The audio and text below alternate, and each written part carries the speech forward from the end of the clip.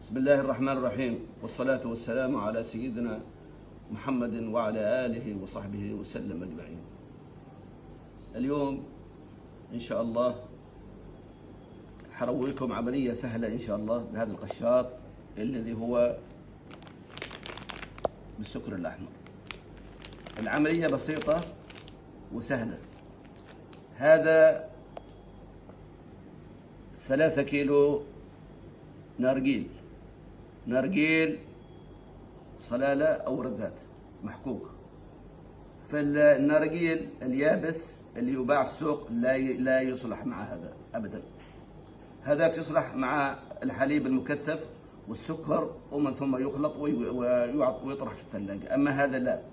فعمليته سهلة. هذا 250 قطعة تكلف 4 من هذه. لا 4 كيلو. هذا 4 كيلو السكر الأحمر.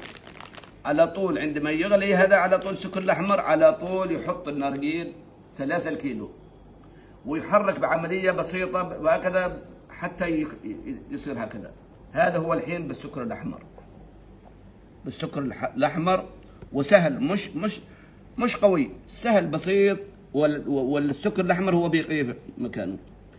أنا عندي شق عضلي والحمد لله أتمنى بالشفاء وادعوا لي.